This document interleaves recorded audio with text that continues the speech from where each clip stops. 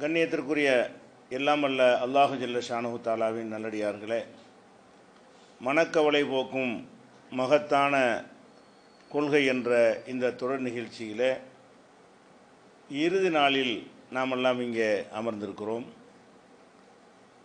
இன்றைய தினத்தில் ஒட்டுமொத்தமாக ஒரு முடிவுரையாக மனக்கவலை போக்கும் மகத்தான கொள்கை என்ற இந்த விஷயம் சம்பந்தமாக முடிவுரையாக சில செய்திகளை நாம் சொல்லவிருக்கிறோம். நம்முடைய வாழ்க்கை நெறியாக ஏற்றுக்கொண்டிருக்கிற இஸ்லாம் மார்க்கம் மனிதர்களுடைய கற்பனையால் உருவாக்கப்பட்ட மார்க்கம் இல்லை. படைத்த இறைவனால் நமக்கு அருளப்பட்ட ஒரு வாழ்க்கை நெறி. இறைவனால் அருளப்பட்ட வாழ்க்கை நெறியாக இருக்கிற காரணத்தினால் நம்ம இந்த உலகத்தில் எந்த மாதிரியான பிரச்சனையை சந்தித்தாலும் அந்த பிரச்சனை அனைத்திற்குமே அதுக்கு தீர்வுகள் இந்த மார்க்கத்தில் வழங்கப்பட்டிருக்கிறது. அல்லாஹ்வும் ரசூலும் சொல்லி தந்திருக்கிற அந்த தீர்வுகளை நாம் கண்டறிந்து கொண்டோமையானால் உலகத்தில் நம்ம சந்திக்கிற எந்த மாதிரியான பிரச்சனையாக இருந்தாலும் அந்த பிரச்சனையிலிருந்து எளிதாக விடுபட்டு விடலாம். மறுமையில் வெற்றி பெறுவதற்காகத்தான் இந்த மார்க்கம் தரப்பட்டு இருந்தாலும் இந்த உலகத்தில் வாழும்போது கூட துன்பங்கள், கவலைகள், பல சோதனைகளை அல்லாஹ் தந்தாலும் அந்த சோதனைகளில் இருந்து மீண்டு வருவதற்கான வழிகாட்டுதலையும் அதை எப்படி நம்ம ஏற்றுக்கொண்டு சகித்து கொள்வது என்பதற்குரிய போதனைகளையும் சேர்த்தே அல்லாஹ் வழங்கியிருக்கிறான். அந்த அடிப்படையில் தான் மனக்கவலை போக்குவதற்கு என்னென்ன கொள்கைகள் இந்த மார்க்கத்தில் வடிவமைக்கப்பட்டிருக்கிறது என்று ஒவ்வொரு கொள்கையாக உங்களுக்கு சொல்லியிருக்கிறோம். அதில் மனக்கவலை போக்குவதற்கு முக்கியமான ஒரு விஷயம் என்னவென்று சொன்னால், மறைவான விஷயம் அல்லாஹ்வுக்கு என்பது இஸ்லாத்தினுடைய நம்பிக்கை. சொன்ன தொகுப்புகளை உங்களுக்கு சுருக்கமாக சொல்கிறோம். மறைவான செய்தி நமக்கு தெரியாது.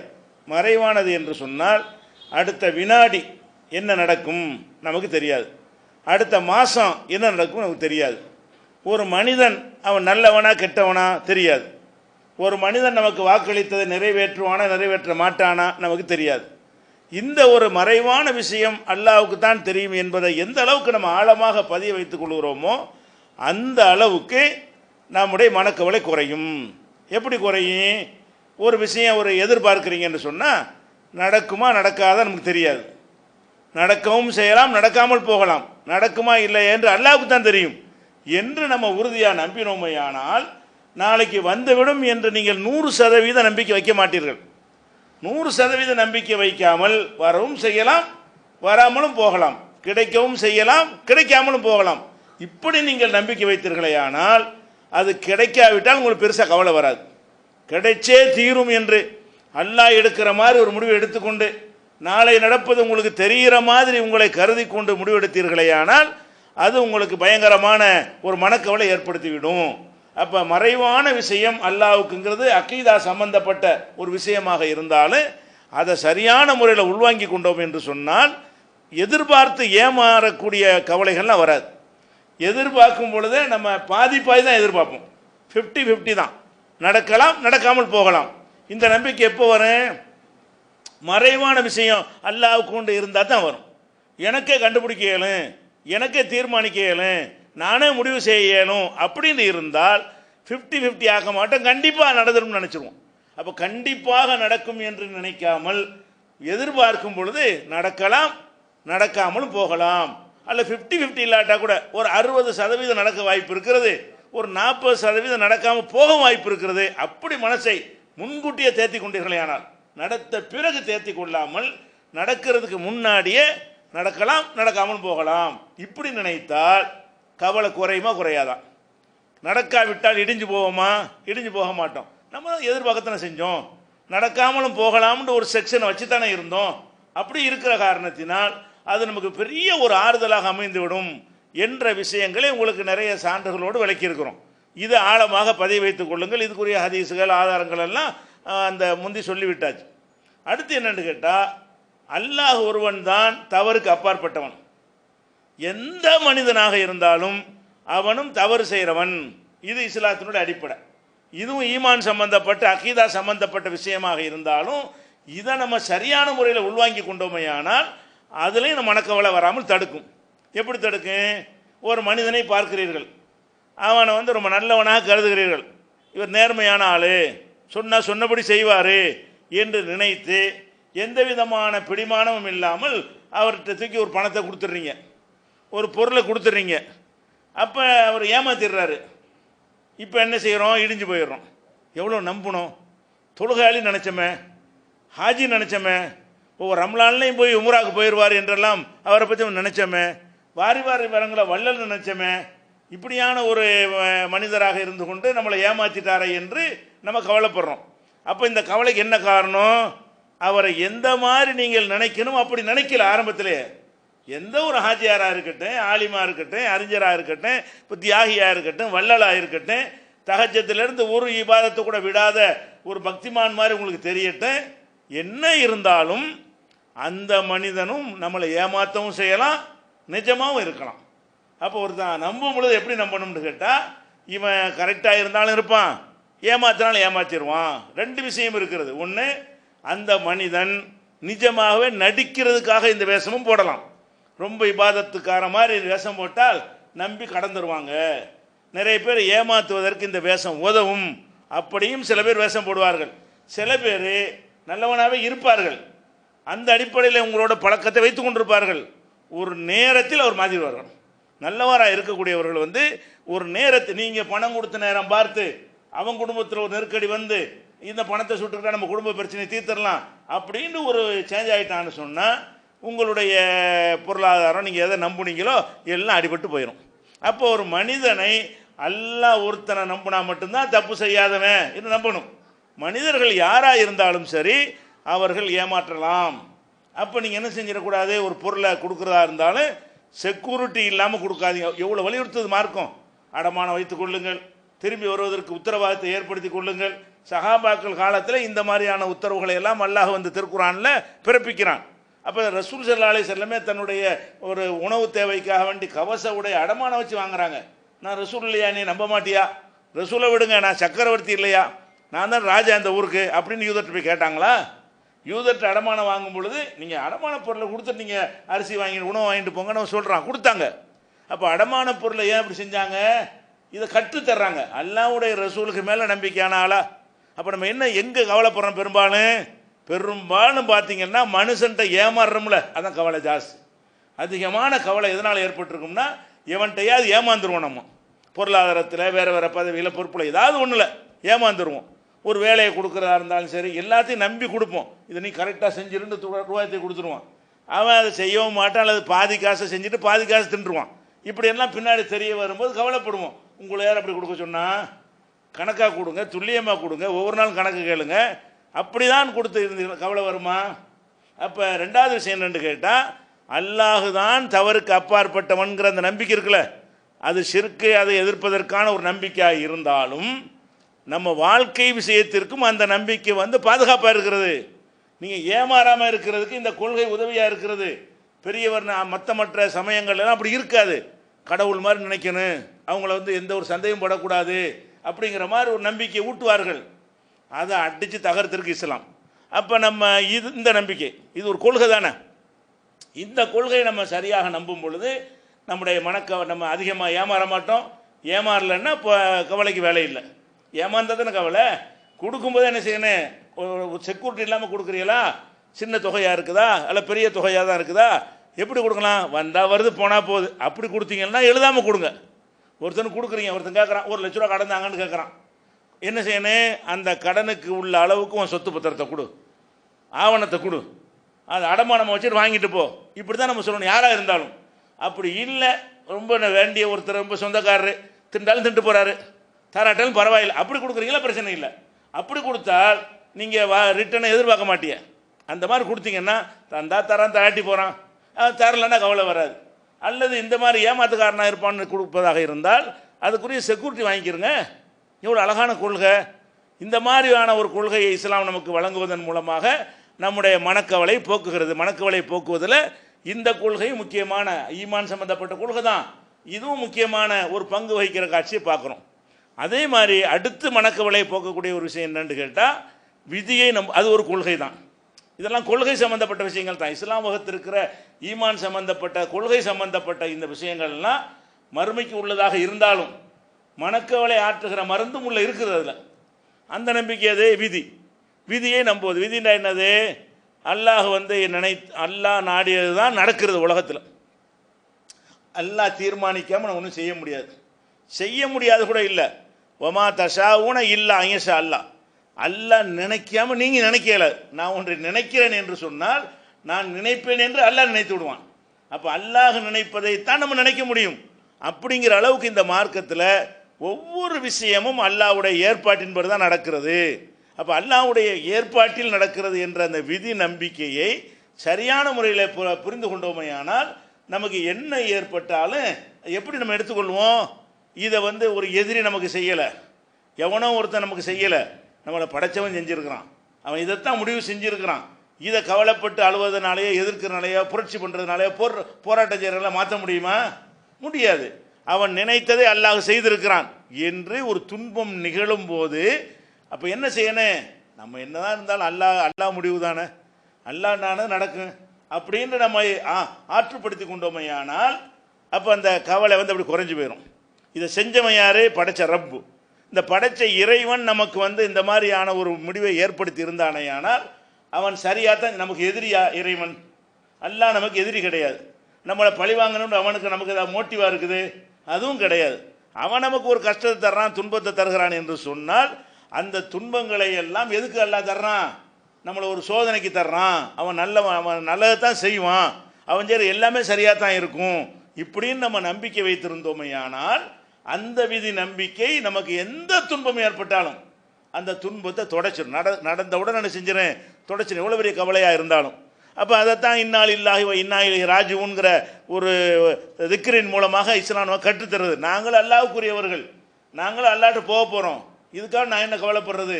அல்லாஹ் நான் நடந்து விட்டது, ஒவ்வொன்றும் குறிப்பிட்ட திட்டமிட்டபடி நடக்கிறது என்று நம்ம நம்பினோம் என்று சொன்னால் அந்த அந்த ஒரு நம்பிக்கை நம்முடைய கவலை என்ன செஞ்சிடும்? போய்க்கணும். விதியை நம்புகிற ஒரு விஷயமும் போய்க்கணும். அடுத்து என்னென்னு கேட்டால், இந்த உலகத்தில் எல்லாருக்குமே சோதனைகள் இருக்கிறது. உலகத்தில் வந்து நம்ம ஒரு குறை ஏற்படுது, குறைக்கு தானே கவலைப்படுறோம். கவலை என்பது எதுக்கு வரும்னு கேட்டால், ஒரு இழப்பு, ஒரு நஷ்டம், ஒரு துன்பம், ஒரு வேதனை, ஒரு நோய், ஏதாவது ஒன்றுக்கு தான் ஏற்படும். அப்போ ஏதாவது ஒரு குறைபாடுகள் ஏற்படும் பொழுது தான் நம்ம கவலை வருகிறது. அல்லாஹ் நமக்கு என்ன சொல்கிறான்னு கேட்டால், குறைபாடு இல்லாமல் ஒருத்தன்மை இல்லையே, உனக்கு மட்டும் குறைய வச்சுட்டு மற்றவங்களும் நிறைய வச்சுருந்தா தான் நீ என்ன செய்யலாம்? அதுக்கு வந்து நீ கவலைப்படலாம். உனக்கு ஒரு குறை இருக்கிற மாதிரி வேற ஒருத்தனுக்கு வேற குறை, இன்னொருத்தனுக்கு வேற குறை, இன்னொருத்தனுக்கு வேற குறை. அப்போ பலவிதமான குறைபாடுகளை நிறந்து நினைஞ்சிருக்கிறான், அல்லாஹ் பகிர்ந்து அளித்திருக்கிறான். ஒவ்வொரு செல்வமா அது அவன் நல்லா இருக்கான்னு நீங்கள் நினைக்கிறீங்க, வேற குறை வீட்டில் இருக்கும். செல்வம் இருக்கும், புள்ள இருக்காது, புள்ள இருக்கும், புள்ள தருதலையாக இருப்பான். இப்படி பலவிதமான கணவன் மனைவி சந்தோஷமாக இருக்க மாட்டாங்க, வெளியில் பார்த்தா வீடு மாசத்துக்கு பங்களான் இருக்கு. இப்படி ஏதாச்சும் ஒரு குறை அவன் மனசு, உங்கள் மனசில் எப்படி ஒரு இல்லாமை இயலாமை வந்து பாதிப்பை ஏற்படுத்துகிறதோ அதே மாதிரி இருக்கக்கூடியவர்களுக்கு கவலை இல்லைன்னு சொல்ல முடியுமா உங்களால்? இருக்கக்கூடியவர்கள் வந்து ராத்திரி புறம் தூங்காதவர்களாம் இருக்கிறார்கள், நல்ல வசதி வாய்ப்புகளோடு இருப்பார்கள், படுத்தா தூக்கம் வராது. ஏன் தூக்கம் வரல?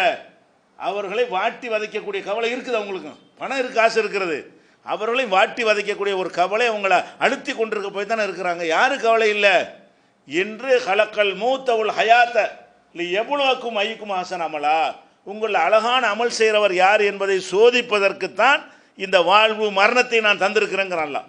அப்போ சோதனைன்னு விளங்கிக்கிட்ட என்ன செய்யணும்? அல்லாஹ் பணத்தை தர்றானா, நமக்குள்ள பரீட்சை இது. அவர் நோயை தர்றானா, அந்த நோயை எப்படி எதிர்கொள்கிறோம் அது ஒரு பரீட்சை. பிள்ளையை தர்றானா அது ஒரு பரீட்சை, தந்த பிள்ளை எடுத்துக்கிட்டானா அது ஒரு பரீட்சை. அப்போ அல்லாஹ் வந்து ஒவ்வொரு மனுஷனுக்கும் தனித்தனியான கொஸ்டின் பேப்பரை கொடுக்குறான். அந்த கொஸ்டின் பேப்பர் கூட நிரந்தரம் கிடையாது, மாறி மாறி வரும். ஒருத்தனுக்கு கவலைன்னா நிரந்தரமாக கவலையாக இருப்பானா, ஏழையாக இருப்பானா? பணக்காரன் இருந்தால் கடைசி பணக்காரனும் இருப்பானா?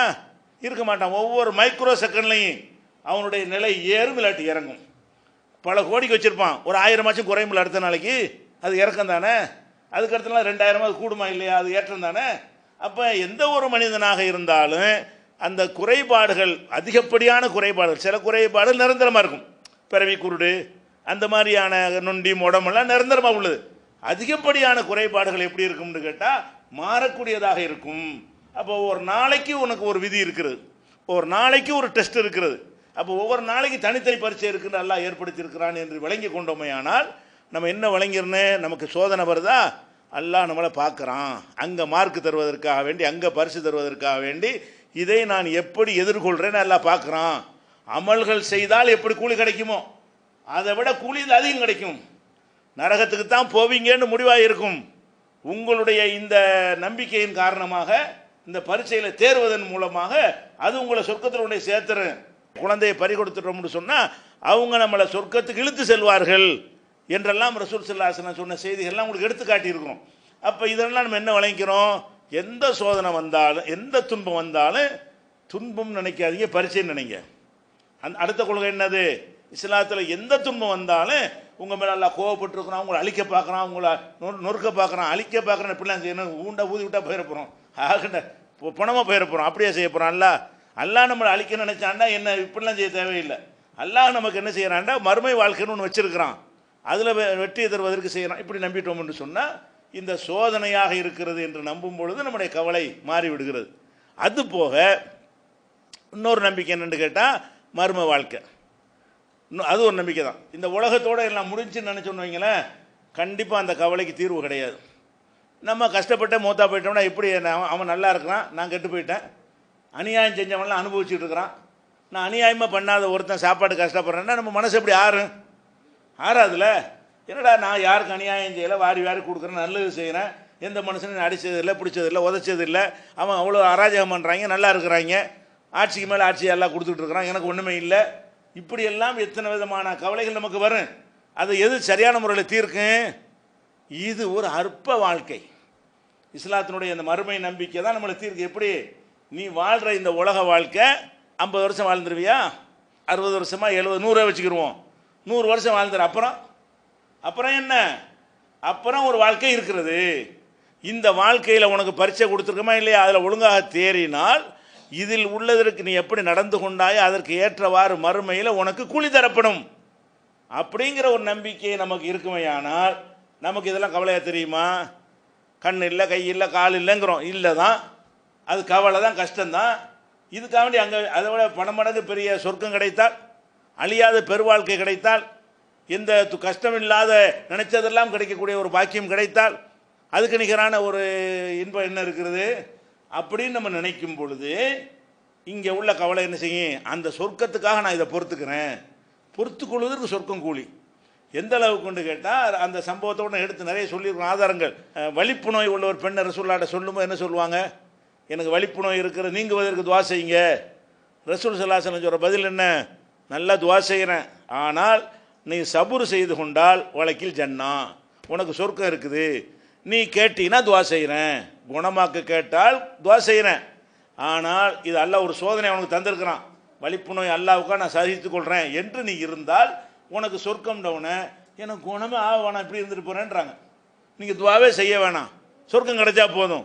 அப்போ இஸ்லாம் என்ன மாதிரி நமக்கு ஒரு நம்பிக்கையை ஆழமாக பதிய வைக்கிறது என்று சொன்னால், இந்த நம்ம ஒன்றுமில்லாமல் இருந்து நம்மளை படைத்த ஒரு இறைவன் நிச்சயமாக திரும்ப எழுப்புவான். திரும்ப எழுப்பும் பொழுது ஆகு என்றால் ஆக்கக்கூடிய வல்லமை படைத்தவனாக இருக்கிறதுனால நமக்கு என்ன வேண்டாலும் தர முடியும். ஒரு மனுஷனுக்கு ஒரு பூமி அளவுக்கு தர முடியும். நம்ம ஒரு ஜான நிலத்துக்கு சண்டை போட்டுட்டு இருக்கிறோம். ரப்புல் ஆலமீன் நினைத்தானேயானால் மாட மாளிகைகள், பங்களாக்கள் இதெல்லாம் உட்காந்து கொத்தனார் வச்சு கட்டிக்கிட்டா இருக்கன்னு ஆகுன்னா ஆயிரும். அந்த மாதிரியான ரப்புல் ஆலமீன் நமக்கு இருக்கிறான். அவனுக்காக வேண்டி நம்ம சோதனை செஞ்சு பார்க்குறான். நம்ம அதுதான் வாழ்க்கை என்பது, அதுதான் முடிவு இல்லாத வாழ்க்கை. இது சும்மா டெஸ்ட்டு, பரீட்சை கூடம். ஒரு 10 வருஷம் ஒருத்தர் படிக்கிறான்னு சொன்னால் 2 நாளைக்கு பரீட்சை வைப்பாங்க, அந்த 3 நாளைக்கு பரீட்சை வைப்பாங்க. அந்த மாதிரி சின்ன காலம் இது. அப்போ சின்ன ஒரு காலத்தில் உங்களை சோதித்து பார்க்குறோம் என்று நம்ம நினைத்து கொண்டோமே, ஆனால் அப்போ என்ன வரும்? கவலை போய் சுமதாங்க, அப்படி இறக்கி வச்சுட்டு போயிடலாம். இதுக்கு மேலே என்ன இருக்குது? அல்லாஹ் ரப்புல் ஆலமீன் நமக்கு அவ்வளோ பெரிய ஒரு பாக்கியத்தை குருடனாக ஒருத்தர் பிறந்துட்டான், அவன் எவ்வளோ விஷயங்கள் இழக்கிறான். அவன் சபுர் செய்தானேயானால் அமல்கள் செய்வதால் நமக்கு கிடைக்கக்கூடிய கூலியை விட அந்த சபுர் கூட கிடைச்சி போயிடும் அவனுக்கு. நம்ம தொழுகை நோம்போடு 24 மணி நேரம் வணங்கினாலும் அந்த குருடாக இருந்து அதன் பிறகும் அல்லாஹ்வை நினைத்து என் இறைவன் எனக்கு இதை தந்திருந்தால் நான் சபுர் செய்கிறேன் என்று அவன் வாழ்ந்தானேயானால் அமல்களால் அடைந்திருக்கக்கூடிய ஒருத்தன் அடைய இருக்கிற கூலியை விட அது கூட போயிடும். சபுர் செஞ்சிருக்கணும். குருடனாக இருப்பதற்கு அது கிடைக்காது. அந்த குருடனாக இருந்து சபுர் செய்து கொள்ள வேண்டும். ஊனமாக இருந்து அந்த ஊனத்தை சபுர் செய்து கொள்ள வேண்டும். அப்படி சபுர் செய்து கொண்டால், பொறுத்து கொண்டோமையானால் நமக்கு என்ன செய்கிறது? பிரம்மாண்டமான கூலி மறுமையில் கிடைக்கிறது. இதுக்கு மிஞ்சி மனக்கவலை போக்க என்ன இருக்குது? அது போக அந்த மறுமைன்னு சொல்லும்போது நமக்கு ஒரு சந்தேகம் வரும். அது எப்படி முடியும்? இறந்து போனாலும் எப்படி மூத்தாக முன்னும்லாம் மக்கி போயிட்டானே, மண்ணோட மண்ணாக போயிட்டானே அப்படின்னு சொன்னால் அதுக்கு உங்களுக்கு இந்த தொடர் உரையில் உங்களுக்கு விளக்கப்பட்டிருக்கிறது. மறுமையை நீங்கள் நம்புவதற்கு அறிவுபூர்வமாக சிந்தித்தால் நீங்கள் நம்பித்தான் ஆகணும். ஏன் நம்பணும்? முதல்ல இறைவன் ஒருத்தர் இருக்கிறானா இல்லையா என்பது நீங்கள் அறிவுபூர்வமாக சிந்திங்க. இறைவன் இருக்கிறான் என்பது உங்களுடைய அறிவியல் பூர்வமாக நிரூபணமாகிவிட்டது என்று சொன்னால், அந்த இறைவன் அந்த அல்லாஹ் தான் என்பது நிரூபணமாகிவிட்டது என்று சொன்னால், அந்த அல்லாஹ் மறுமை இருக்கு என்று சொல்லுவதை தன்னால் நீங்கள் நம்பி ஆகணும் என்பதற்கு அறிவியல் விஷயம், விஞ்ஞான விஷயங்கள்லாம் எடுத்து சொல்லி பல ஆதாரங்கள்லாம் உங்களுக்கு எடுத்து காட்டி இந்த உலகம் எப்படி படைக்கப்பட்டதுன்னு சொல்லி அறிவியலாளர்களே கடவுள் இருப்பதை என்ன செய்ய முடியலை, மறுக்க முடியலை. அறிவியலை கடவுள் இருப்பதைத்தான் சொல்லுகிறது என்பதையெல்லாம் உங்களுக்கு விளக்கியிருக்கிறோம். அப்படியான ஒரு மறுமை ஏற்கத்தக்க ஒரு நம்பிக்கை தான், மூடத்தனமான நம்பிக்கை இல்லை. இன்னும் சொல்ல போனால் முதல்ல படைக்கிறது கஷ்டம். எப்போவுமே மனுஷன் பார்வையில் அல்லாஹ்வுக்கு 2 சமம் தான். மனிதனுடைய பார்வையில் எடுத்துக்கொண்டோமே ஆனால் ஒன்றை புதிதாக தயாரிக்கிறது கஷ்டம். இதை செஞ்ச பிறகு இன்னொரு காசு செய்யணும்னா 2வது ஈஸியாக செஞ்சிருவான். ஒரு தடவை செய்த ஒரு விஷயத்தை 2வது செய்வது எப்போவுமே லேசு, மனிதனுக்கே லேசு. அப்போ நம்ம ஒன்றும் இல்லாமல் எல்லாம் படைச்சான்ல, கஷ்டமாக இருந்து அதான் கஷ்டமாக இருக்கணும். நம்மளை பார்த்த பிறகு 2வது படைக்கிறது, நம்ம இப்படி தான் இருந்தோம் நல்லா தெரிஞ்ச பிறகு முந்தைய ஒன்று தெரியும் எல்லாம் மனித பார்வையிலேருந்து பார்த்தோம்னு சொன்னால் நம்ம இப்படி தான் இருக்கிறோம் என்று தெரிந்த பிறகு அதே மாதிரி படைக்கிற பெரிய விஷயமா? இதையே அல்லாஹ் பதிலாக சொன்னான். மறுமை இருக்குதான்னு கேட்டவர்களுக்கு அல்லாஹ் சொன்ன பதில் என்ன? அல்லாஹ் ஏற்கனவே படைத்தவன் திரும்ப படைக்க மாட்டானா? அவங்க குழுக்க மிசிலகும், இவர்களைப் போல படைப்பதற்கு அல்லாஹ் சக்தி பெற்றவன் இல்லையா? அவனுக்கு என்ன படைக்கிறேன்னு என்ன கஷ்டப்பட்டு நினச்சிக்கிட்டு இருக்கிறியா? இது ஆராத செய்ய நைய குரலகு குன் ஃபயக்கூன், ஆகுமா ஆயிரும். எந்த ஒரு பொருளை அவன் உருவாக்க நினைத்தாலும் ஆகு என்று சொல்வான், அது ஆகிவிடும். அந்த மாதிரி வல்லமை படைத்தவனாக நான் இருக்கிறேன், ஏன் நம்ப மாட்டேங்கிறேன்னு கேட்குறான். அப்போ இந்த மாதிரியான மர்மைங்கிறது ஒன்று இருக்கிறது என்பதையும் அறிவுபூர்வமாக நம்ம என்ன செஞ்சோம், விளங்கி கொண்டோம். அப்படியான ஒரு மறுமை வாழ்க்கையில் நம்ம வெற்றி அடைய வேண்டும் என்று சொன்னால் இந்த துன்பங்களை சகித்து கொள்ளணும். அப்போ அந்த மறுமை நம்பிக்கை அந்தளவுக்கு நமக்கு உறுதுணையாக இருக்கிறது. இது போக இந்த துன்பங்களை எல்லாம் உங்களுக்கு சொல்லி காட்டும் பொழுது உங்களை விட எங்களை விட ஒட்டுமொத்த மக்களை விட சிறந்த சமுதாயமாக இருந்தார்களே நபிமார்கள், நபித்தோழர்கள், அவர்களும் உங்களை விட அதிக சிரமப்பட்டிருக்கிறார்கள் என்ற வரலாறுகளும் எடுத்து காட்டியிருக்கோம். சும்மா சொல்லிட்டு போகாமல் வறுமையா உங்களுக்கு மிஞ்சின வறுமை நபிக்கு இருந்தது, நபி தோழர்களுக்கு இருந்தது. நோயா உங்களை விட பெரிய பெரிய நோய்கள் அவர்களுக்கு இருந்தன. பிள்ளைகள் இழப்பா, குடும்ப உறுப்பினர்களுடைய மௌத்தா உங்களை விட ஜாஸ்தியாக அவங்களுக்கு இருந்தது. அப்போ நல்லவர்கள் என்று உறுதி செய்யப்பட்டவர்கள், சொர்க்கவாசிகள் என்று உறுதி செய்யப்பட்டவர்கள், நபிகள் நாயகம் ஸல்லல்லாஹு அலைஹி வஸல்லம் அவர்களால் சொர்க்கவாசிகளின் நற்செய்தி சொல்லப்பட்டவர்களுக்கெல்லாம் என்ன மாதிரி குறை வச்சிருந்தான்? அஷரத்துல் முபஷ்ஷராவாக இருந்த சஹாபாக்களில் பல பேர் ஊனமாக இருந்தார்கள். ஊனமாக இருந்தது அந்த சொர்க்கத்துக்கு போகிற தடையாக இருந்ததா? அல்லது நான் சொர்க்கவாசின்னு ஆக்கிட்டோமே அவங்களுக்கு குறையே இல்லாமல் ஆக்கிடுவோம் அப்படின்னு நல்லா செஞ்சானா? அந்த சொர்க்கத்தை கொடுக்குறத இதுக்கு தான், இந்த சோதனையெல்லாம் சகிச்சுக்கிறதுக்கு தான். அவங்க அஷரத்துல் முபஷ்ஷராவா ஆனது எதனால தான்? இந்த துன்பங்கள் வரும்போதும் நின்றாங்கல்ல, கவலைகள் வரும்போது அந்த நம்பிக்கையில் உறுதியாக இருந்தாங்க இல்லையா? அதுக்கு தான் கிடைத்தது. அப்போ அந்த மாதிரி குழந்தை இல்லைங்கிற கவலையா? நபிமார்களுக்கு தான் எல்லாம் குழந்தை பாக்கியம் இல்லாமல் ஒருத்தனை வைக்கவே இல்லை. அந்த ஒரு விஷயத்தில் மட்டும் எல்லாம் என்ன செஞ்சிட்டான், எல்லா நபிமார்களுக்கும் மனைவி மக்களை ஏற்படுத்தியிருக்கேன்னு குரானில் சொல்லிட்டான். மற்ற நல்லடியார்கள் எடுத்துக்கிட்டிங்கன்னா சஹாபாக்களில் பல பேருக்கு சந்ததி இல்லை, புள்ள இல்லைன்னு கவலைப்பட்டோமே. ஆனால் பல சஹாபாக்களுக்கு குழந்தை இல்லாமல் மூத்தாகிவிட்டார்ன்ற ஒரு லிஸ்ட்டே உங்களுக்கு வாசிச்சிருக்கணும் ஆதாரங்களோட. எந்தெந்த சஹாபிக்கு சந்ததியே இல்லாமல் மூத்தா போனார். பெரிய பெரிய தரஜாவான சஹாபி தான். அப்படி இருந்தால் எல்லாம் கொடுக்கணும்னு நினச்சா தான் கொடுப்பான். அவன் நினச்சா கொடுப்பான், இல்லைன்னா இல்லை. அந்த மாதிரி எடுத்துக்கொண்டார்கள். அதுக்கு அப்படி பார்க்குறோம். அதே மாதிரியான நோயினுடைய என்றால் நபிமார்களுக்கு தான் கூடுதலாக ஐயூப் நபிக்கு வந்த நோய் தவிர அந்த மாதிரி யாருக்கும் வராது. அவ்வளோ பெரிய நோயை ஒரு நபிக்கு கொடுக்குறான். அவருக்கு நோய் கொடுக்காம இருந்தால் நல்லா தாவா நல்லா பண்ணுவார், பிரச்சாரம்லாம் பண்ணுவார், மார்க்கத்துக்கு உதவியாக இருக்கும். அப்படின்னு கூட எல்லாம் என்ன செய்யலை. நான் டெஸ்ட்டு தான், எல்லாரையும் பண்ணுவேன். யாரை வேணாலும் சாதாரண மனுஷனையும் பண்ணுவேன், நபியையும் பண்ணுவேன், நபி தோழரையும் பண்ணுவேன், சொர்க்கவாசிகள் முடிவு செய்யப்பட்டவர்களையும் பண்ணுவேன், யாரை வேணாலும் பண்ணுவேன்னு சொல்லி அல்லாஹ் அனைவரும் என்ன செய்கிறான், சோதித்து காட்டுகிறான். இந்த மாதிரியான துன்பங்களிலிருந்து நம்ம என்ன செய்ய மீள்வதற்கு மறுமை நம்பிக்கை நமக்கு உதவியாக இருந்தது என்பதை நம்ம பார்த்தோம். சரியான முறை நம்பணும். இந்த மறுமை நம்பிக்கை நமக்கு இருக்கிறது. இஸ்லாம் சொல்லக்கூடிய சரியான விகிதத்தில் நம்பினோமையானால் அது கண்டிப்பாக நம்முடைய துன்பங்களை எல்லாம் போக்கும்.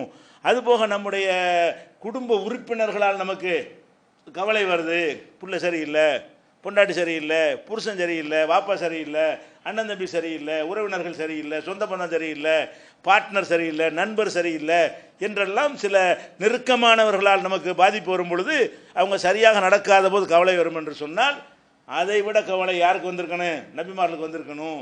ஆதம் அலைஹிஸ்ஸலாத்துடைய பிள்ளை சரியில்லை, கொலகார பிள்ளையார், ஒரு 2 பிள்ளையில ஒருத்தனை ஓட்டி விட்டாங்க, கொலகாரன். இதை விட கவலை என்ன இருக்குது? இந்த மாதிரிலாம் நபிமார்களுடைய பிள்ளைகளை இந்த மாதிரிலாம் இருந்திருக்கிறாங்க என்பதற்கும் உங்களுக்கு நிறைய சான்றுகளை சொல்லியிருக்கிறோம். இதுகளெல்லாம் நமக்கு மனக்கவலை ஆற்றக்கூடிய மருந்துகள். இது போக முத்தாய்ப்பாக எல்லா கவலையும் தீர்க்கக்கூடியதாக நபிகள் நாயகம் ஸல்லல்லாஹு அலைஹி வஸல்லம் கற்றுத்தந்தது துஆ, பிரார்த்தனை. அந்த அல்லாஹ்விடத்தில் அந்த கவலையை முறையிடும் போது மனுஷன்ட்ட முறையிடாமல், மனுஷன்ட்ட கையேந்திராமல், அல்லாஹ் தான் எனக்கு இந்த குறையை தீர்க்கணும் என்று நீங்கள் அவனிடத்தில் முறையிட்டீர்களேயானால் நிச்சயமாக அந்த துவா உங்களுடைய கவலை நிச்சயமாக போகும். அது நிறைவேறுதோ இல்லையோ, அது நிறைவேறினால் அல்ஹம்துலில்லாஹ், நிறைவேறாவிட்டால் துவா செஞ்ச கூலி இருக்கிறது. நமக்கு ஒரு வறுமை இருக்குது, யாரெல்லாம் அந்த வறுமையை போக்குன்னு கேட்குறோம். அல்லாஹ் உனக்கு வறுமையை போக்குறது நல்லதுன்னு இருந்தால் தான் அல்லாஹ் போக்குவான். உங்களுக்கு வறுமையை நீக்கினா நீங்கள் கெட்டு போயிடுவீங்க, இந்த மாதிரி இருந்தால் தான் கரெக்டாக நீங்கள் போவீங்க, இல்லாட்டி உங்கள் ஆகிரத்தை பாழாக்கிடுவீங்க என்று அல்லாஹ் நினைத்தானேயானால் உங்களுக்கு நன்மை செய்வதற்காக நீங்கள் கேட்குற பணத்தை தராமல் இருப்பான். நீங்கள் ஆசைப்படலாம், அல்லாஹுக்கு அது தெரியும். நம்ம பெத்த புள்ள ஒரு கத்தி வாங்கி, கூர்மையான கத்தி பஜாரில் வாங்கி கேட்குது, வாங்கி கொடுப்போமா? கத்தி சின்ன காசு தான், 10 ரூபாய்க்கு கத்தி வாங்க மாட்டோம், 100 ரூபாய்க்கு வேறு ஜாமான் வாங்கி கொடுப்போம். இதுதான் பெருசு. அந்த குழந்தை விளங்காமல் அந்த பிளேடை வாங்கி கொடுன்னு கேட்குது, அந்த கத்தியை வாங்கி கொடுன்னு கேட்குது. கடத்தோடு கூட்டிகிட்டு போகிறீங்க, நம்ம வாங்கி கொடுப்போமா? அப்போ நம்ம என்ன நினைப்போம்? அந்த குழந்தைக்கு தப்பு ஆசைப்படுது, அதுக்கு அதை விட சிறந்தது கொடுப்போம். அது வாங்கி கேட்குற பொருள் சரியாக இருந்தால் அதை வாங்கி கொடுப்போம். அது வாங்கி கேட்குற பொருள் தப்பாக இருந்தால் அதை விட மேலானது வாங்கி கொடுக்குமே தவிர துன்பத்தை தரக்கூடியது வாங்கி கொடுக்க மாட்டோம். அப்போ ரப்பு நமக்கு அப்படி பார்க்க மாட்டானா? ஒரு தாய் தந்தையர்கள் பிள்ளைகளுக்கு எதை வாங்கி கொடுக்கணும்னு அறிஞ்சு வச்சுருந்தா படைத்த இறைவனுக்கு நமக்கு என்ன தரணும் தெரியாதா? நம்ம குழந்தை மாதிரி விளங்காமல் கேட்டுவிடுவோம், அதை கூட இதை கொடுமா, இவனுக்கு அது சரியில்லை, இவனுக்கு இதை கொடுக்கக்கூடாது, இவன் கேட்குறான், இவன் பதவியை கேட்குறான், இவன் பணத்தை கேட்குறான், இவன் வாரிசை கேட்குறான், இவன் செல்வத்தை கேட்குறான், இதுக்கு இவன் அன்ஃபிட்டுவன், இவனுக்கு கொடுத்தோம் என்று சொன்னால் ரொம்ப கெட்டு போயிடுவான், மர்ம வாழ்க்கை பாழாயிரும் அப்படின்னு அல்லாஹ் நினைத்தால் நமக்கு தரமாட்டான். தராட்டானும் இந்த முறையிடுறீங்க இல்லையா, அந்த முறையிட்டதுக்கு அங்கே கூலி தருவான். 2வது கவலையை தூக்கிறோம். அது இல்லைங்கிற என் இறைவன்ட்ட நான் கேட்டுட்டேன், அவன் தந்தா வாங்கிக்கிறான், தராட்டி விடும் அப்படிங்கிற ஒரு மனநிலை துவாவின் மூலம் வந்து விட்டது என்று சொன்னால் நம்முடைய மனக்கவலை பஞ்சாக பறந்துவிடும். அப்போ இந்த துவாக்கள் என்பது அவ்வளோ பெரிய பவர்ஃபுல்லான ஒரு மருந்து. அந்த காரியம் நிறைவேறினாலும் அல்ஹம்துலில்லாஹ், நிறைவேறாட்டாலும் அங்கே கூலி இருக்கிறது. ஆனால் கண்டிப்பாக கவலை மாறும். ஒரு சுமையை ஒரு சக நண்பட்ட ஒரு கவலை நீங்கள் பகிர்ந்து கொண்டாலே பாதி கவலை போயிருங்க. ஒரு கவலையில் ஏற்பட்ட பிறகு பக்கத்தில் ஒரு சகோதரன்ட்ட நண்பர்கிட்ட அந்த கவலையை பகிர்ந்து கொண்டீங்கன்னு வைங்க, யாரோ அந்த கவலை வாங்கிட்டு போன மாதிரி தெரியும். அப்போ கண்ட மனுஷன்ட்ட பகிர்ந்து கொண்டால் கவலை போகும் என்று சொன்னால் நம்ம படைச்ச ரப்பிடத்தில் பகிர்ந்து கொண்டால் போவாதா? அப்போ அந்த மாதிரியான ஒரு முறையில் ரப்பில் ஆலமீன்ட்ட நம்முடைய கவலைகளை பகிர்ந்து கொண்டோமையானால் அதுவே கவலையை போக்கிவிடும். அப்போ இந்த துவாக்கள் பெரிய ஒரு மருந்தாக இஸ்லாம் நமக்கு தந்திருக்கு. இதெல்லாம் மனக்கவலையை போக்கக்கூடிய கொள்கைகள் தான். இந்த விஷயங்களை நம்ம ஆழமாக நம்முடைய உள்ளத்தில் பதிய வைத்து கொண்டோம் என்று சொன்னால் எந்த மாதிரி கவலை, சில கவலைகள் தான் உங்களுக்கு சொல்லி காட்டப்பட்டிருக்கிறது, ஆனால் எல்லா கவலைகளுக்குமே இதில் மருந்து இருக்கிறது. எல்லா கவலைகளுக்குமே இந்த ஒவ்வொன்று ஒரு மருந்தாக நிற்கும். அதில் அனைத்தையும் சேர்த்து நம்பினா ஒருத்தன் வைங்களேன், அசைய முடியாது, கொஞ்சம் கூட அவனை பாதிக்காது. சும்மா கண்களில் வேண்டாம் 3 நாளைக்கு அழுவலாம்னு இருக்குது, அந்த கண்களில் அந்த கண்ணீர் வரும். அதுக்கடுத்து இயல்பான வாழ்க்கைக்கு ஒருத்தன் வந்துடுவான். எப்போ வருவான்? இதெல்லாம் இருந்தால் தான். இந்த சொன்ன நம்பிக்கை எதுவுமே இல்லைன்னு கேட்டால் போயிடுச்சே செத்துறாரு இப்படி நினச்சிட்டே இருப்பான், பைத்தியமாக போயிடுவான், மனநோய்க்கு ஆளாயிருவான், இன்னும் அவனோட வாழ்க்கையை முன்னேற்றங்கள்லாம் தடைபட்டு போய்விடும். அந்த கவலையை தூக்கி வச்சா தான் அடுத்தடுத்த ஸ்டெப் நோக்கி நம்ம போக முடியும்.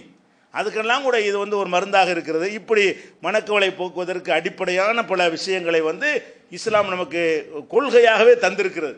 அதை உரிய முறையில் நம்ம புரிந்து கொண்டு நடக்கணும் என்பதற்கு தான் இந்த தலைப்பை நம்ம தேர்வு செஞ்சு அதற்கேற்ற விஷயங்களை சொல்லியிருக்கிறோம். இப்படி ஒவ்வொரு ஆண்டும் ஏதாவது ஒரு தலைப்பில் உங்களுக்கு பல விஷயங்கள் சொல்லப்பட்டிருக்கிறது. இந்த குடும்ப பிரச்சனை உங்களுக்கு இருக்கலாம், அந்த குடும்ப பிரச்சனையில் என்னென்ன மனைவி சரியில்லை, பிள்ளை சரியில்லை, இந்த மாதிரி குழப்பம் இருக்குதா, இஸ்லாமுக்கு ஒரு குடும்பவியல் அப்படிங்கிற தலைப்பில் அனைத்து விஷயங்களும் குர்ஆன் ஹதீஸ் அடிப்படையில் உங்களுக்கு சொல்லப்பட்டிருக்கு. அதை தேடி பார்த்து நீங்கள் ஆய்வு செய்து கொள்ளலாம். பொருளாதார சம்பந்தப்பட்ட சந்தேகங்கள், அதில் உங்களுக்கு பிரச்சனைகள் வரும் என்று சொன்னால் இஸ்லாமுக்கு ஒரு பொருளியல், அதுவும் 30 நாளைக்கு உங்களுக்கு இதே மாதிரியான தொடர் உரைகளில் சொல்லப்பட்டிருக்கிறது. இப்படி ஒவ்வொரு பிரச்சனை, ஒவ்வொரு விதமான பிரச்சனைகளுக்கும் தீர்வுகள் வந்து ஒவ்வொரு ஆண்டும் சொல்லிக்கொண்ட வகையில் இந்த வருடம் இந்த ஒரு தலைப்பை சொல்லக்கூடிய வாய்ப்பை எல்லாம் தந்திருக்கிறான். இதை வந்து நம்ம சரியான முறையில் புரிந்து இதை மனசில் ஆழமாக பதிய வைத்து நமக்கு ஏற்படுற கவலையின் போது இதை நினைத்து அந்த கவலையிலிருந்து மீளக்கூடிய நன்மக்களாக நீங்களும் ஆக வேண்டும், நாங்களும் ஆக வேண்டும். அப்படிப்பட்ட நன்மக்களாக அல்லாஹ் ரப்புல் ஆலமீன் நம் அனைவரையும் ஆக்கி அருள் புரிவானாக. வாஹிர் தாவானா அல்ஹம்துலில்லாஹி ரப்பில் ஆலமீன். அஸ்ஸலாமு அலைக்கும். அஸ்ஸலாமு அலைக்கும் வரஹ்மத்துல்லாஹி வபரகாத்துஹு. கண்ணியத்திற்குரிய சகோதரர்களே, சகோதரிகளே, அல்லாஹ்வுடைய மாபெரும் கிருபையினால் மனக்கவலை போக்கும் மகத்தான கொள்கை என்ற இந்த தலைப்பிலே 28 நாட்கள் முடிந்து 29ஆம் இரவிலே நிறைவுரையை எதிர்பார்த்தவர்களாக நாமெல்லாம் இங்கே அமர்ந்திருக்கின்றோம். இந்த தலைப்பை பொறுத்தவரையிலே அல்லாஹ்வுடைய கிருபையால் இந்த நிகழ்ச்சியை பார்த்த சகோதரர்கள் ஏராளமான பேர் பல்வேறு வகையிலே தங்களுடைய கருத்துக்களையும் தங்களுடைய எண்ணங்களையும் தங்களுடைய எதிர்பார்ப்புகளையும் தங்களுடைய ஆலோசனைகளையும் பிரதிபலித்திருக்கிறார்கள். இந்த நிகழ்ச்சியை கேப்டன் டிவியிலே பார்த்த, ஆன்லைன் நிகழ்ச்சியிலே பார்த்த, கேப்டன் டிவியினுடைய வெப்சைட்டில் ஆன்லைனில் லைவில் பார்த்தவர்கள், நேரில் பார்த்தவர்கள், இப்படிப்பட்டவர்களெல்லாம் இந்த நிகழ்ச்சி குறித்தும் சகோதரர் பிஜே அவர்கள் குறித்தும் பல்வேறு கருத்துக்களை நம்மிடத்திலே பகிர்ந்து கொண்டார்கள். அதன் அடிப்படையிலே அந்த ஃபீட்பேக், அந்த பின்னூட்டங்களை உங்கள் மத்தியிலே எடுத்துரைப்பதற்காக நான் இங்கே வந்திருக்கின்றேன். சகோதரர் பிஜே அவர்களை பொறுத்த வரையிலே நாம் 1998 தொலைக்காட்சியின் வாயிலாக இஸ்லாமிய மார்க்கத்தை தமிழ் கூறும் முஸ்லிம்கள் அனைவர் மத்தியிலும் கொண்டு செல்வதற்கான முயற்சியை நாம் எடுத்தோம். கடந்த 20 ஆண்டுகளுக்கு மேலாக பல்வேறு தலைப்புகளிலே இஸ்லாம் ஓர் அறிமுகம் என்ற தலைப்பிலே இந்த தொலைக்காட்சியின் வாயிலாக நாம் அறிமுகப்படுத்திய இந்த இஸ்லாமிய கொள்கை, அதை தொடர்ந்து 20 ஆண்டுகளுக்கு மேலாக பல்வேறு தலைப்புகளிலே சகோதரர் பிஜே அவர்கள் உரையாற்றி வந்திருக்கின்றார்கள். தொடர் உரையாக ஒரு தலைப்பை எடுத்துக்கொண்டால் அந்த தலைப்பை முழுமையாக நிறைவு செய்ய வேண்டும், அதை அலசி ஆராய வேண்டும் என்ற அடிப்படையிலே அதனுடைய அந்த தலைப்பிற்கு உட்பட்ட அனைத்து அம்சங்களையும் மக்கள் மத்தியிலே கொண்டு போய் சேர்க்க வேண்டும் என்பதற்காக சகோதரர் பிஜே அவர்கள் பல்வேறு முயற்சிகளிலே ஈடுபட்டார், பல்வேறு ஆய்வுகளை செய்திருக்கின்றார். அதன் அடிப்படையிலே அவருடைய உரைகள் இந்த இஸ்லாமிய சமுதாய மத்தியிலே, தமிழ் கூறும் இஸ்லாமிய சமுதாய மத்தியிலே மிகப்பெரிய தாக்கத்தை ஏற்படுத்தியிருக்கின்றது என்று சொன்னால் அது மிக இல்லை. அதனுடைய தொடரிலே தான் கடந்த ஒரு வருடம், சென்ற வருட ரமலானில்தான் அவருடைய உரை, தொடர் உரை தொலைக்காட்சியிலோ அல்லது ஆன்லைனிலோ இடம்பெற முடியாத ஒரு சூழ்நிலை அமைந்திருந்தது. ஆனால் அதை வைத்துக்கொண்டு சிலர் என்ன நினைத்தார்கள், என்ன செய்தார்கள், பிஜேவினுடைய சகாப்தம் இத்தோடு முடிந்து விட்டது, இனி பிஜே அவ்வளவுதான், இனி அவர் பொதுமக்கள் மத்தியிலோ தொலைக்காட்சியின் வாயிலாகவோ மக்களை சந்திக்கக்கூடிய ஒரு வாய்ப்பு அடைபட்டு விட்டது என்று அவர்கள் மனப்பால் குடித்துக் கொண்டிருந்தார்கள்.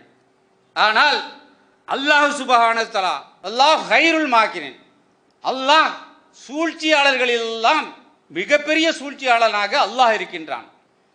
யாரெல்லாம் சத்தியத்தை சாகடிக்க வேண்டும் என்று சொன்னார் நினைத்தார்களோ, அசத்தியவாதிகளுக்கு பின்னால் அவர்களையும் சேர்த்து அணிவகுத்துக் கொண்டு சத்தியத்திற்கு எதிராக காய் நகர்த்தி கொண்டிருந்தார்களோ அவர்களையெல்லாம் அல்லாஹ் பார்த்து கொண்டான். எதை முறியடிக்க வேண்டும், எதை இல்லாமலாக்க வேண்டும் என்று அவர்கள் நினைத்தார்களோ, அல்லாஹ் பெரியவன், அவன் யாரை கொண்டு எதை நடத்த வேண்டுமோ அதை நடத்தியே தீர்வான். ஆரம்ப காலத்திலே 80களிலே ஊருக்கு ஒருவர் கூட இல்லாத நிலையிலே, அந்த நிலையிலே அடி உதைகளை வாங்கி கொண்டு இந்திய சத்தியத்திற்காக பாடுபட்டவர்கள் எத்தனையோ பேர். அப்படிதான் உருவாக்கினோம் இந்த இயக்கத்தை. அப்படி உருவாக்கி இந்த இயக்கம் மிகப்பெரிய அளவிலே வளர்ந்த பிறகு இன்றைக்கு தடுமாறக்கூடிய நிலைக்கு ஆளாகிவிட்டது. அதற்கு பகரமாக சத்தியம் இதுதான், அசத்தியம் இதுதான், நியாயம் இதுதான், நேர்மை இதுதான், நீதி இதுதான், அநீதி இதுதான் என்பதை அல்லாஹு தாலா பிரித்து காட்டிவிட்டான். அதன் அடிப்படையிலே தான் இந்த வருடம் இந்த மனக்கவலை போக்கும் மகத்தான கொள்கை என்ற தலைப்பிலே சகோதரர் பிஜே அவர்களை வைத்து இந்த நிகழ்ச்சியை நடத்தியிருக்கிறான் இறைவன். அல்லாஹ் என்ன நாடுகிறானோ அதுதான் நடக்கும். அவனுடைய ஜோதியை வாயால் ஊதி அணைத்து விடலாம் என்று நினைத்தார்களே, நிச்சயமாக முடியாது. அல்லாஹ் அந்த ஜோதியை அவன் பரவச் செய்வான் என்பதிலே எந்த மாற்று கருத்தும் இல்லை. இன்றைக்கு இந்த நிகழ்ச்சியை பார்த்தவர்கள் பல்வேறு கருத்துக்களை முன்வைத்திருக்கிறார்கள். எப்படி சென்ற வருடம் ரமலானிலே நாங்கள் இந்த பிஜேயினுடைய கருத்துக்களை, அவருடைய பயான்களை கேட்க முடியாமல் நாங்கள் அந்த வாய்ப்பை இழந்து விட்டு இருந்தோம். ஆனால் இந்த வருடம் இந்த தொலைக்காட்சியின் வாயிலாக நாங்கள் பார்த்ததன் மூலமாக நாங்கள் பல்வேறு விஷயங்களை தெரிந்து கொண்டோம். இந்த மனக்கவலை போக்கும் மகத்தான கொள்கை என்ற தலைப்பிலே அவர்கள் பேசிய, அவர்கள் எடுத்து வைத்த ஒவ்வொரு வாதங்களும், அவர் எடுத்து வைத்த ஒவ்வொரு குரானிய கருத்துக்களும், அவர் எடுத்து வைத்த ஒவ்வொரு நபிமொழிகளும் நிச்சயமாக எங்களுக்கு மிகப்பெரிய மாற்றத்தை தந்திருக்கின்றது என்ற பின்னூட்டத்தை இந்த நிகழ்ச்சியை பார்த்தவர்கள் நம்மிடத்திலே சொல்லியிருக்கின்றார்கள். இது போக நாங்கள் மிகப்பெரிய விஷயத்தை தெரிந்து கொள்கிறோம். அல்லாஹ் என்றால் யார்? அல்லாஹ் தான் இந்த பூமியை, வானத்தை, அண்ட சராசரங்கள் அத்தனை படைத்தவன் அந்த வல்லநாயன் மட்டும்தான் என்பதை ஆணித்தரமான வாதங்களுடன் புவியியல் வல்லுநரை போல, வானியல் வல்லுநரை போல, ஒரு ஆராய்ச்சியாளரை போல எங்களுக்கு 4 நாட்கள் அந்த தலைப்புகளிலே பாடம் எடுத்தாரே, அதிலிருந்து நாங்கள் பல்வேறு விஷயங்களை நாங்கள் தெரிந்து கொண்டோம். எங்களுடைய ஈமான் வலிமை பெற்று விட்டது. அல்லாஹ் தான் அனைத்துக்கும் உரியவன், அல்லாஹ் தான் அனைத்தையும் இயக்குகின்றான், அவன் தான் அனைத்து ஆற்றலையும் பெற்றவன், இந்த அண்ட சராசரங்கள் அத்தனையும் வழிநடத்துபவன், படைத்தவன், பாதுகாப்பவன், பரிபாலிக்கக்கூடியவன் அவன்தான் என்ற அந்த ஈமானிய உறுதி இந்த நிகழ்ச்சியின் வாயிலாக எங்களுக்கு அதிகரிக்க செய்திருக்கின்றது என்பதை இந்த நிகழ்ச்சியை பார்த்தவர்கள் நம்மிடத்திலே கருத்துக்களை பகிர்ந்து கொண்டார்கள். இப்படி இன்னும் சொல்ல போனால் இந்த மனக்கவலை என்ற தலைப்பிலே பல்வேறு விஷயங்களை சொன்னாலும் கூட, குறிப்பாக இந்த இலங்கை சம்பவத்திலே, இலங்கையிலே குண்டுவெடிப்பை நிகழ்த்தினார்கள் மாபாவிகள். இஸ்லாமிய பெயரிலே, இஸ்லாத்திலே அனுமதி இல்லாத, இஸ்லாத்திற்கு எதிரான ஒரு வேலையை செய்தார்களே இலங்கையிலே. அப்படி செய்ததனுடைய பின்விளைவு, அதற்கு பிறகு இலங்கையிலே இருக்கக்கூடிய முஸ்லிம்கள் எப்படிப்பட்ட நிலையிலே இருக்கிறார்கள், எப்படி அவர்கள் கஷ்டங்களை சந்தித்துக் கொண்டிருக்கிறார்கள், எப்படிப்பட்ட விளைவுகளுக்கு ஆளாகி இருக்கிறார்கள், அந்த விளைவுகளிலே ஈமானை பறிகொடுக்கக்கூடிய நிலைக்கெல்லாம் சென்று விட்டார்களே. ஆலிம்கள் என்று சொல்லக்கூடியவர்கள் கூட ஈமானை பறிகொடுக்கக்கூடிய நிலைக்கு சென்று விட்டார்களே. அதற்கும் என்ன தீர்வு, இஸ்லாம் என்ன தீர்வை சொல்லுகிறது என்பதை இந்த தலைப்பின் மூலமாக சகோதரர் பிஜே அவர்கள் எடுத்து வைத்த வாதம் இருக்கின்றதே, அந்த இலங்கையிலே இருக்கக்கூடிய எங்களுக்கு மனோ வலிமையை அதிகரிக்க செய்திருக்கின்றது, எங்களுடைய ஈமானிய வலிமையை அதிகரிக்க செய்திருக்கின்றது என்று இலங்கை சகோதரர்கள் சொல்லுகிறார்கள். அதே போல தேர்தல் நடந்து முடிந்த மக்களவை தேர்தலிலே கருத்து கணிப்புகள் வெளியான அன்று பிஜேபி தான் அதிகமான இடங்களை பெறும் என்று நிலையிலே கருத்து கணிப்புகள் சொன்ன நிலையிலே, அப்படியே ஆகிவிட்டால் கூட நாம் என்ன நிலையை மேற்கொள்ள வேண்டும், அதற்காக நாம் கவலைப்பட வேண்டுமா, என்ன வகையிலே நாம் அதை எதிர்கொள்ள வேண்டும் என்பதையெல்லாம் அந்த ஒரு நாள் தலைப்பிலே சகோதரர் பிஜே அவர்கள் எடுத்து வைத்த வாதத்திற்கு ஒட்டியே தேர்தல் முடிவுகள் வந்த பிறகு இன்றைக்கு யார் வரக்கூடாது என்று நாம் இறைவனத்திலே பிரார்த்தித்தோமோ, யார் வரக்கூடாது என்று இந்திய முஸ்லிம்கள் மாத்திரமல்லாமல் பாசிசத்துக்கு எதிரான அத்தனை பேரும் யார் வரக்கூடாது என்று நினைத்துக் கொண்டிருந்தார்களோ அந்த ஆட்சியை மீண்டும் வந்த பிறகு பரவாயில்லை, ஆட்சியை கொடுப்பவன் வல்ல ரஹ்மான், ஆட்சியை பறிப்பவன் வல்ல ரஹ்மான், அவன் யாரை ஆட்சியிலே அமர்த்த செய்கின்றானோ அவர்கள்தான் ஆட்சியிலே அமர்வார்கள் என்பதை எங்களுக்கு சொன்னதன் மூலம் இந்த தேர்தல் முடிவு கூட எங்களுக்கு எந்த விதமான தாக்கத்தையும் ஏற்படுத்தவில்லை. எங்களை அழிக்க நினைத்தாலும் சரி, இன்னும் எங்களுடைய ஈமான் அதிகரிக்கும், நாங்கள் இன்னும் எங்களுடைய போர்க்குணம் இன்னும் அதிகரிக்கும். அநீதிக்கு எதிராக, அக்கிரமத்திற்கு எதிராக, அந்த அநியாயக்கார ஆட்சியாளர்களுக்கு எதிராக எங்களுடைய ஈமான் இன்னும் வலிமை பெறும், ஈமான் அதிகரிக்கும் என்ற பின்னூட்டத்தை நம்முடைய சகோதரர்கள் இந்த தலைப்பின் வாயிலாக தெரிந்து கொண்டு அவர்கள் இதற்கு இந்த மாதிரி விஷயத்தை அவர்கள் சொல்லியிருக்கின்றார்கள். அதே போல எல்லாவற்றுக்கும் மேலாக பல சகோதரர்கள் சொன்னார்கள்.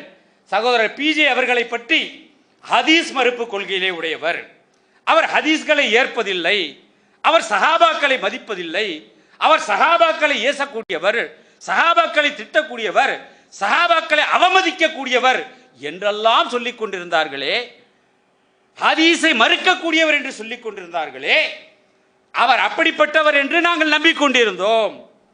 அவர்கள் சொன்னதை நாங்கள் நம்பினோம். பிஜே சஹாபாக்களை திட்டக்கூடியவர், சஹாபாக்களை நிந்திக்கக்கூடியவர், சஹாபாக்களை அவமதிக்கக்கூடியவர் என்றெல்லாம் நாங்கள் நினைத்திருந்தோம். ஹதீஸ்களை மறுக்கக்கூடியவர் என்று நாங்கள் நினைத்திருந்தோம். ஆனால் இந்த மனக்கவலை போக்கும் மகத்தான கொள்கை என்ற தலைப்பிலே அவர் எடுத்து வைத்த ஒவ்வொரு நபிமார்களை பற்றி குர்ஆனிலே எடுத்து வைத்த வசனங்கள், நபிமார்களை பற்றி ஹதீஸிலிருந்து எடுத்து ஆதாரங்களை அள்ளி போட்டது, சஹாபாக்களுடைய தியாகங்களை, எப்படிப்பட்ட சஹாபாக்கள் நேரடியாக சொர்க்கத்திற்கு நன்மாராயம் கூறப்பட்ட அந்த சஹாபாக்கள் கூட எத்தனைய கஷ்டங்களை அனுபவித்திருக்கிறார்கள், அவர்களுடைய தியாகங்களை சிலாகித்து பட்டியலிட்டு ஹதீஸ்களையும் வரலாறுகளையும் அள்ளி போட்டதை பார்க்கும் பொழுது இப்படிப்பட்ட மனிதரையா நாம் ஹதீஸ் மறுப்பாளர் என்று விளங்கி வைத்திருந்தோம்? இப்படிப்பட்ட மனிதரையா சஹாபாக்களை நிந்திக்கக்கூடியவர் என்று நாம் நினைத்திருந்தோம் என்று நாங்கள் அந்த கருத்தை நாங்கள் மாற்றிக்கொண்டோம் என்று பின்னூட்டத்திலே நமக்கு சொல்லி காட்டுகிறார்கள். ஆக இந்த தலைப்பின் மூலமாக, இந்த நிகழ்ச்சியை எடுத்ததன் மூலமாக பல்வேறு அவதூறுகளுக்கு பதிலடி கொடுக்கப்பட்டிருக்கின்றது. அதே போல இன்னும் சகோதரர்கள் பல பேர் என்ன சொல்லுகிறார்கள் என்று சொன்னால், இந்த நிகழ்ச்சியை நீங்கள் தினமும் தொலைக்காட்சியிலே ஒளிபரப்ப வேண்டும், தினமும் ஒரு அரை மணி நேரமாவது தொலைக்காட்சியிலே நீங்கள் ஒளிபரப்ப வேண்டும் என்ற கோரிக்கையும் அந்த சகோதர சகோதரிகள் முன்வைக்கிறார்கள். இன்ஷா அல்லாஹ் நீங்களும் துஆ செய்யுங்கள், நாங்களும் துஆ செய்கிறோம். அல்லாஹ் நாடினால் தினமும் இன்ஷா அல்லாஹ் தொலைக்காட்சியின் வாயிலாக ஒரு அரை மணி நேரம் ஒளிபரப்பக்கூடிய முயற்சியை நாம் இன்ஷா அல்லாஹ் மேற்கொள்வோம். அதே போல இந்த நிகழ்ச்சியை பொறுத்தவரையிலே ஒவ்வொரு வருஷமும் நம்ம பார்த்தது தான், ஒவ்வொரு வருஷமும் இந்த சஹர் நேரத்திலே ஒளிபரப்பக்கூடிய இந்த நிகழ்ச்சி அந்த டிஆர்பி ரேட்டிங் என்று சொல்வார்கள் இல்லையா, தொலைக்காட்சியிலே பார்க்கக்கூடிய அந்த நேயர்களுடைய எண்ணிக்கை அடிப்படையில் அந்த டிஆர்பி ரேட்டிங்கில் இன்றைக்கு இந்த மாத ரமலானிலே கேப்டன் டிவி என்னுடைய ரேட்டிங் அதிகமாக இருந்தது. சந்தோஷமான மகிழ்ச்சிகரமான செய்தியை உங்கள் மத்தியிலே பகிர்ந்து கொள்கிறோம். அதிகமான சகோதரர்கள் இந்த கேப்டன் டிவியை பார்த்திருக்கிறார்கள், அதிகமான சகோதரர்கள் கேப்டன் லைவ் ஸ்ட்ரீமை பார்த்திருக்கிறார்கள், அதிகமான சகோதரர்கள் கேப்டன் ஆப் மூலமாக பார்த்திருக்கிறார்கள். கூட்டி கழித்து பார்த்தோம் என்று சொன்னால் ஏனைய எந்த நிகழ்ச்சிகளையும் விட இந்த கேப்டன் டிவி நிகழ்ச்சி மக்கள் மத்தியிலே நல்ல முறையிலே ரீச் ஆகியிருக்கிறது என்பதையும் நாம் இங்கே குறிப்பிட விரும்புகிறோம். அடுத்ததாக இந்த நிகழ்ச்சி இது அளவுக்கு நடைபெறுவதற்காக பலரும் பல விதத்திலே நாம் முயற்சி செய்திருக்கின்றோம். முக்கியமாக இந்த நிகழ்ச்சியை சிறப்பாக வெற்றிகரமாக நடத்தி தந்த அந்த வல்ல இறைவனுக்கு இந்த நேரத்திலே நாம் நன்றியை தெரிவித்துக் கொள்கிறோம். அல்ஹம்துலில்லாஹி ரப்பில் ஆலமீன். அடுத்ததாக தன்னுடைய உடல்நிலையும் பொருட்படுத்தாமல் சகோதரர் பிஜே அவர்கள் இந்த நிகழ்ச்சியை சிறப்பாக அமைக்க வேண்டும் என்பதற்காக, மக்களுக்கு இந்த மார்க்கத்தை எத்தி வைக்க வேண்டும் என்பதற்காக பல நாட்கள் அவர் இரவு பகல் கூட என்று பார்க்காமல் அதற்கான குறிப்பை எடுப்பதற்காக அவர் உழைத்திருக்கிறார். அவருக்கு அல்லாஹ் நீண்ட ஆயுளை தர வேண்டும் இன்னும் அவருடைய கல்வி ஞானத்தை அதிகரிக்க வேண்டும். அதே போல அவருடைய மூளையின் செயல்திறனை அல்லாஹ் அதிகரிக்க செய்ய வேண்டும். இன்னும் மக்களுக்கு தேவையானவற்றை அவர் மூலமாக அல்லாஹ் நமக்கு தர வேண்டும், ஹக்கை தர வேண்டும் என்று அவர்களுக்காக நாம் துஆ செய்து கொள்கிறோம். அதே போல இந்த நிகழ்ச்சி நல்ல முறையிலே ஒளிபரப்பு செய்த கேப்டன் டிவி நிறுவனத்தாருக்கும் இந்த நேரத்திலே நாம் நன்றியை தெரிவித்துக் கொள்கின்றோம். அதே போல இந்த நிகழ்ச்சி வருவதற்காக முழுக்க அதிகமான பங்களிப்பை செலுத்தியவர்கள் ரியாத் தௌஹீத் ஃபெடரேஷன், ரியாத் தௌஹீத் கூட்டமைப்பை சேர்ந்தவர்கள் தான் அதிகமான ஒரு பொருளாதார உதவி செய்திருக்கிறார்கள். கிட்டத்தட்ட ஒரு 1/3 அளவுக்கு நிகழ்ச்சி வருவதற்கான ஒரு பொருளாதாரத்தை ரியாத் தௌஹீத் கூட்டமைப்பை சேர்ந்த சகோதரர்கள் உதவி இருக்கிறார்கள். அவர்களுக்கும் இந்த நேரத்தில் நான் நன்றியை தெரிவித்துக் கொள்கின்றேன். அடுத்ததாக வாழ்த்தும் நெஞ்சங்கள் அனுப்பி ஊக்குவித்த சகோதரர்கள், விளம்பரங்களை தந்து உதவி செய்த நண்பர்கள், விளம்பரதாரர்கள், கேப்டன் டிவியிலே பார்த்த கேப்டன் டிவியினுடைய நேயர்கள், அதே மாதிரி ஆன்லைன் லைவ்ல பார்த்த நேயர்கள், கேப்டன் டிவி ஆன்லைன் மூலமாக பார்த்த நேயர்கள் எல்லோருக்கும் இந்த நேரத்திலே நாம் நன்றியை தெரிவித்துக் கொள்கிறோம். இந்த நிகழ்ச்சியை பார்த்த, இந்த நிகழ்ச்சியை கேட்ட, இந்த நிகழ்ச்சியில் பங்கெடுத்த அனைவருக்கும் அல்லாஹ் சுப்ஹானஹு வ தஆலா இந்த நிகழ்ச்சியின் மூலமாக நாம் செவியேற்ற அந்த செய்திகளை, அந்த விஷயங்களை நம்முடைய ஆழ் மனதிலே போட்டு நம்முடைய வாழ்க்கையிலே செயல்படுத்தக்கூடிய நல்லவர்களாக அல்லாஹ் நம் அனைவரையும் ஆக்கி அருள வேண்டும் என்று இறைவனிடத்திலே பிரார்த்திக்கிறேன். அதே போல இந்த ஒளிபரப்பு நிகழ்ச்சியிலே என்னோடு மிகவும் அருமையாக ஒத்துழைத்த கேமராமேன், எடிட்டிங் ஷரீஃப் அவர்களுக்கும், அதே போல ஆன்லைன் லைவ் செய்த அதிரே ஜமீல் அவர்களுக்கும், அதே போல இந்த அலுவலக நிர்வாகத்தை நிர்வகித்த சகோதரர் அதிரே ஜாகிர் ஹுசேன் அவர்களுக்கும், இந்த லைட்டிங் ஏற்பாடுகள் சிறந்த முறையில் செய்து தந்த தாஜுதீன் மொய்தீன் அவர்களுக்கும், அதே போல இந்த நிகழ்ச்சிக்காக பல்வேறு வகையிலே ஆலோசனைகள் வழங்கிய சகோதரர்கள் ஜாஃபர் பாய், அதே போல அதிரே ஜப்பார் பாய், ஷானவாஸ், இன்னும் நிசார், இன்னும் பல பேர்கள் பேர் நான் சொல்லாமல் விடுபட்டா கூட நிறைய பேருடைய ஒத்துழைப்பு இருக்குது. ஒரு தனி மனிதனுடைய முயற்சி அல்ல இது, பலருடைய முயற்சியின் மூலமாகத்தான், பலருடைய முயற்சியின் அடிப்படையிலே தான் இந்த நிகழ்ச்சியை நாம் வெற்றிகரமாக நடத்த முடிந்தது. அந்த அத்துணை நபர்களையும் அல்லாஹ் தஆலா அனுப்பி வைத்து அவர்கள் மூலமாக அந்த பணியை மேற்கொண்டிருக்கின்றான். நாம் இந்த பணியிலே மேற்கொண்ட அத்தனை பேர்களுக்கும், அதோடு மண்ணடி தௌஹீத் பேரவை சேர்ந்த சகோதரர்கள் அவர்களும் இரவு பகல் பாராமல் உழைத்திருக்கிறார்கள். அந்த மண்ணடி தௌஹீத் பேரை சேர்ந்த சகோதரர்கள் அனைவருமே இதுக்காக பாடுபட்டு இருக்கிறார்கள். அவர்களுக்கும் என்னுடைய நன்றியை தெரிவித்துக் கொள்கின்றேன். இந்த ரமலானிலே நாம் செய்த அமல்களுக்கும் அல்லாஹ் சுப்ஹானஹு வ தஆலா இம்மையிலும் மறுமையிலும் நமக்கு நல்ல அமல்களுக்கான கூலியை வாரி வாரி வழங்க வேண்டும் என்று கேட்டுக்கொண்டு எல்லோருக்கும் நன்றி கூறி விடைபெறுகிறேன். வாஹிரு தாவானா அல்ஹம்துலில்லாஹி ரப்பில் ஆலமீன். அஸ்ஸலாமு அலைக்கும் வரஹ்மத்துல்லாஹி வபரகாத்துஹு.